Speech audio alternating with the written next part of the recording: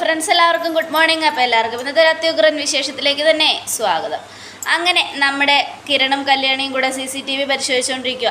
പക്ഷേ കുറേ പരിശോധിച്ച് കഴിഞ്ഞപ്പോഴത്തേക്കും ആ ഭാഗം മാത്രം നന്നായിട്ട് വെട്ടിയും ഇതുമായിട്ടൊക്കെ കാണുന്നു.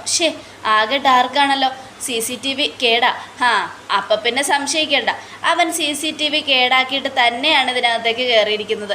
ഇനിയിപ്പോൾ എന്ത് ചെയ്യും കിരണേട്ടാ? അറിയില്ല. അന്നും അവൻ കാർത്തിക ചേച്ചിയുടെ വീട്ടിൽ വന്നപ്പോഴും CCTV കേടാക്കിയിട്ടാണ് വന്നതെന്ന് കാർത്തിക ചേച്ചി എന്നെ വിളിച്ചപ്പോൾ പറഞ്ഞു. അപ്പോൾ ഇത് അവൻ തന്നെയാണ്. നമ്മൾ വിചാരിച്ചതുപോലെ ആ ഗംഗാപ്രസാദ് നിസ്സാരക്കാരനല്ല എന്നും പറയുക. നീ വാ കല്യാണി എന്നും പറഞ്ഞുകൊണ്ട് കിരൺ കല്യാണിയെ വിളിച്ച് രൂപയുടെ CS-ൻ്റെ അടുത്തേക്ക് ചെല്ലുക. എന്തായാലും അവൻ വന്നത് വളരെ തന്ത്രപൂർവ്വം തന്നെയാണ്. നിങ്ങൾ രണ്ടുപേരും ഇവിടെ ഇല്ലാതിരുന്ന സമയത്ത് അകത്ത് കയറി ഒളിച്ചിരുന്നിട്ടാണ് അവൻ ഇങ്ങനൊരു തന്ത്രം പൂർത്തിയാക്കിയിരിക്കുന്നത്. എന്തായാലും അവൻ ആരാണെന്നോ എന്താണെന്നോ നമ്മൾ കണ്ടുപിടിച്ചേ മതിയാവും. അങ്ങനെ അവനെ വെറുതെ വിടാൻ പറ്റില്ലല്ലോ. അവനെപ്പോലെ ഒരു ക്രിമിനൽ ഈ ലോകത്ത് വേറെ ഇല്ല. എന്തായാലും കാർത്തിക ചേച്ചി പറഞ്ഞത് സത്യ. അവനെ പക്കാ ക്രിമിനലാ. അതുകൊണ്ടാണ് ഇങ്ങനെയൊക്കെ അവൻ ചിന്തിക്കുന്നത്. നമ്മൾ പേടിച്ചേ പറ്റൂ. അത് കേട്ടതും അത് ശരിയാ, നമ്മൾ പേടിക്കണം. ആകെ മൊത്തം സമാധാനം പോയല്ലോ. എൻ്റെ അച്ഛൻ ഈ അവസ്ഥയിൽ കിടക്കുമ്പോൾ എനിക്കങ്ങനെ തളർന്നു കിടക്കാൻ പറ്റില്ലല്ലോ. അതുകൊണ്ട് തന്നെ അച്ഛൻ ഞാൻ എഴുന്നേറ്റ് പോകുന്നത്. എന്തായാലും ആ ഗംഗാപ്രസാദ് നിസ്സാരക്കാരനല്ലെങ്കിൽ നമ്മൾ അതിനേക്കാളും ക്രിമിനലുകളാണ്. അവനെ അങ്ങനെ വെറുതെ വിടരുത്. അത് ശരിയാ, കാർത്തിക മോളൊക്കെ നമുക്ക് വാണിംഗ് തന്നതാ. അവനെപ്പോലെ ഒരുത്തനെ എന്തായാലും നമ്മൾ സൂക്ഷിച്ചേ മതിയാകും എന്നൊക്കെ പറഞ്ഞുകൊണ്ട് അവരിങ്ങനെ നിൽക്കുക. എന്തായാലും പേടിക്കണ്ട, ഞാൻ നാളെ കാലത്ത് വരാച്ച എന്ന് പറഞ്ഞുകൊണ്ട് കിരട് കല്യാണി അവിടെ നിന്നും പോവുകയാണ്. ഇതേ സമയം പിന്നീട് ആകെ ടെൻഷൻ അടിച്ച നമ്മുടെ CS ഇങ്ങനെ ഇരിക്കുന്നത്. ഇനിയിപ്പോൾ എന്ത് ചെയ്യും രൂപേ? എനിക്കറിയില്ല ചന്ദ്രേട്ട. ആകെ മൊത്തം പേടിയായിട്ട് പാടില്ല. എല്ലാ ദുഷ്ടന്മാരും കൂടെ നമ്മുടെ വീട്ടിലേക്കാണല്ലോ കയറി വരുന്നത് എന്നൊക്കെ പറഞ്ഞുകൊണ്ട് അവരിങ്ങനെ ടെൻഷൻ അടിച്ചിരിക്കുകയാണ്. ഈ സമയം പിന്നീട് കാണിക്കുന്ന രാഹുലിനെ മരുന്നൊക്കെ കൊടുത്തുകൊണ്ടിരിക്കുക സാരിയും. അപ്പോഴേക്കും ഷാരി അങ്ങോട്ട് വന്നു. മോളെ, ഞാനൊന്ന് പുറത്തു പോയിട്ട് വരാട്ടോ എന്നും ഷാരി പറയുക. അത് കേട്ടതും രാഹുൽ, അതേ രണ്ടുപേർക്കും ഒരു ഗുഡ് ന്യൂസ് ഉണ്ട്. അപ്പോൾ സരയു എന്താച്ചാ എന്നും സന്തോഷത്തോടെ ചോദിക്കുക. ദേ നമ്മുടെ മറ്റൊരു ശത്രുവും കൂടെ അടി കിട്ടി. അവന് വീണൊന്നുമില്ല, പക്ഷെ അടി നന്നായിട്ട് കിട്ടിയിട്ടുണ്ട്. ആരുടെ കാര്യം വെച്ചാൽ പറയുന്നത്? ചന്ദ്രസേനൻ്റെ. അയാൾ വീണോ? അയാളെ കൊന്നോ? കൊന്നിട്ടൊന്നുമില്ല, പക്ഷെ അവന് നന്നായിട്ട് തല്ലു കൊടുത്തിട്ടുണ്ട്. കിട്ടേണ്ട രീതിയിൽ അവന് കിട്ടിയിട്ടുണ്ട്. എന്തായാലും ഇതൊക്കെ നിങ്ങൾക്ക് സന്തോഷിക്കാനുള്ള വകയല്ലേ? അത് കേട്ടതും ശരിയാണ്, സന്തോഷിക്കാനുള്ള വക തന്നെയാണ്. ഞാൻ എന്തായാലും ഇവിടുന്ന് അമേരിക്കയ്ക്ക് പോകുന്നതിന് മുമ്പ് ഇതുപോലുള്ള സന്തോഷ വാർത്തകളൊക്കെ കേൾക്കുന്നതിൽ എനിക്ക് നല്ല സന്തോഷമുണ്ട് എന്നും നമ്മുടെ സരയു അത് കേട്ടതും നോക്കി ഇതുപോലുള്ള സന്തോഷ വാർത്തകളൊക്കെ കേൾക്കാൻ പറ്റും ഇഷ്ടം പോലെ. അതൊക്കെ ഞാൻ കേൾപ്പിക്കുകയും ചെയ്യും. പക്ഷേ അമേരിക്കയ്ക്ക് മോള് പോകുമെന്നുള്ള കാര്യത്തിൽ ഇത്തിരി ഡൗട്ടുണ്ട്.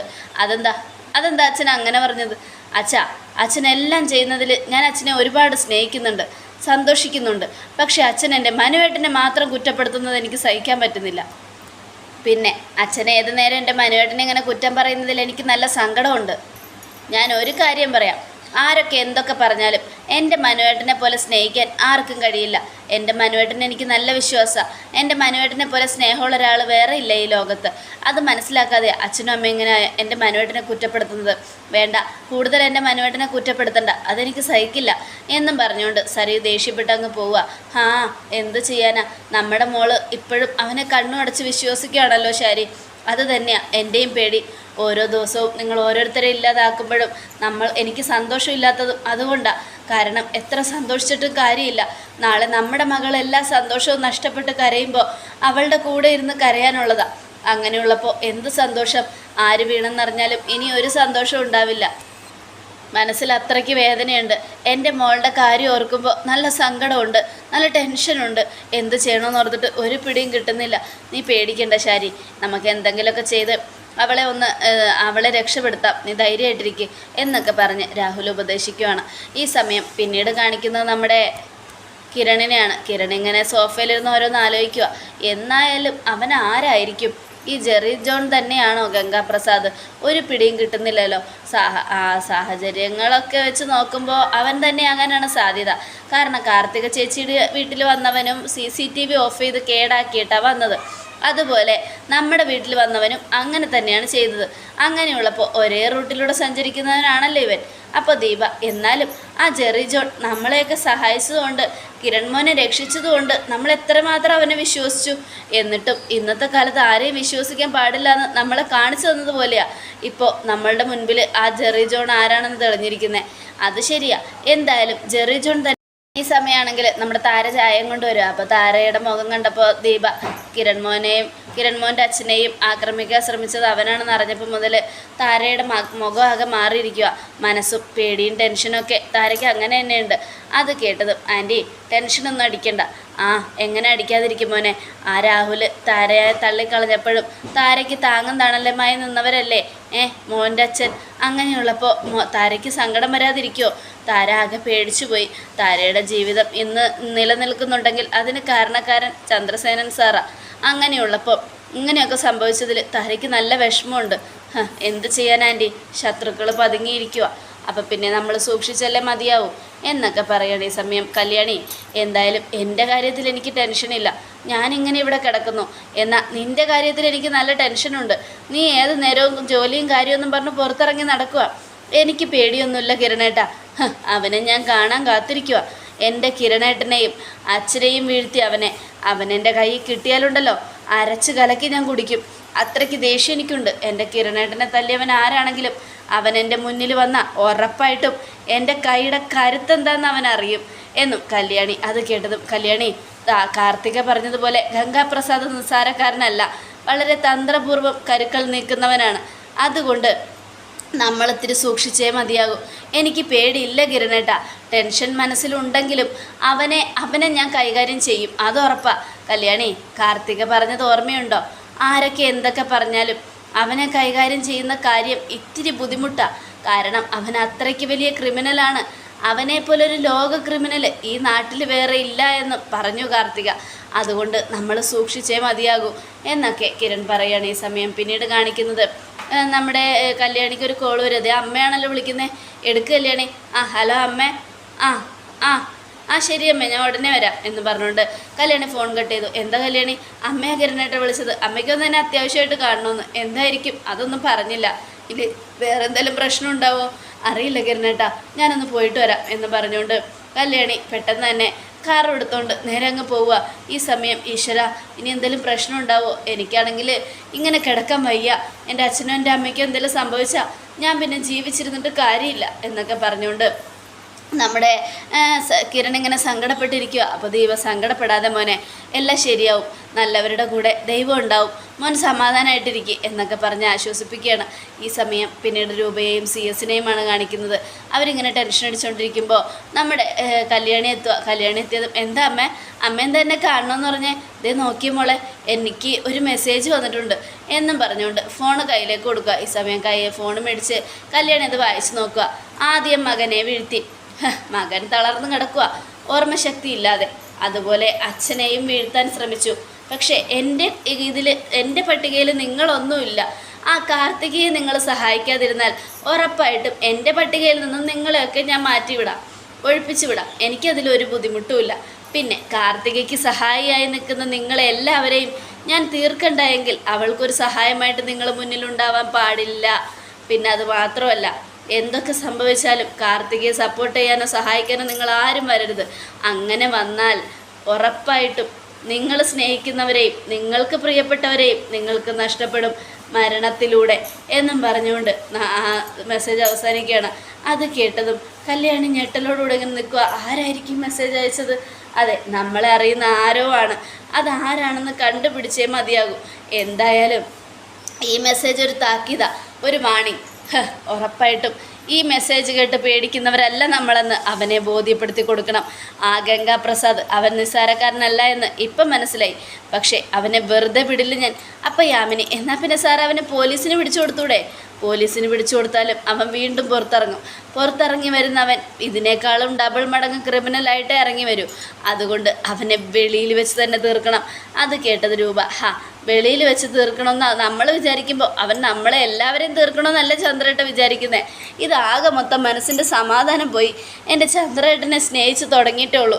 അപ്പോഴത്തേക്കും ഒരു സമാധാനം ഇല്ലാത്ത കാര്യങ്ങളാണല്ലോ നടന്നുകൊണ്ടിരിക്കുന്നത്. എനിക്ക് പേടിയാവുന്നു ചന്ദ്രേട്ട. താൻ പേടിക്കേണ്ട രൂപേ, അങ്ങനെ ഒന്നും സംഭവിക്കില്ല. എന്തായാലും നമുക്ക് നോക്കാം കാര്യങ്ങളുടെ പോക്ക് എങ്ങോട്ടാന്ന്. ഗംഗാപ്രസാദ് അവൻ വരട്ടെ, അവൻ വന്നു കഴിയുമ്പോഴല്ലേ ഇനി ബാക്കിയുള്ള കളി നടക്കാൻ പോകുന്നത്. പക്ഷേ അച്ഛാ അമ്മേ നിങ്ങൾ സൂക്ഷിക്കണം. കിരണേട്ടൻ എന്തായാലും ഈ അവസ്ഥയിൽ കിടക്കുന്നതുകൊണ്ട് ആരും അന്വേഷിച്ച് വരില്ല. എന്നാൽ എനിക്ക് നമ്മുടെ കാര്യം ഓർക്കുമ്പോഴാണ് ടെൻഷൻ.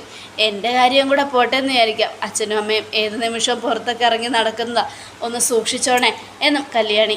മോളെ ഞങ്ങൾക്ക് ഞങ്ങളുടെ കാര്യത്തിൽ പേടിയില്ല, മോളുടെ കാര്യം ഓർക്കുമ്പോഴാണ് പേടി. എന്തായാലും നമുക്ക് അവനെ തീർക്കാനുള്ള വഴികൾ നോക്കാം. മോള് ധൈര്യമായിട്ടിരിക്കെ, കിരണിനോടും ഒന്ന് പറഞ്ഞേരെ എന്നൊക്കെ പറയണം. അത് കേട്ടതും എനിക്ക് നല്ല ടെൻഷനുണ്ടമ്മേ. ആകെ മൊത്തം നമ്മളിത് പേടിച്ചേ പറ്റൂ.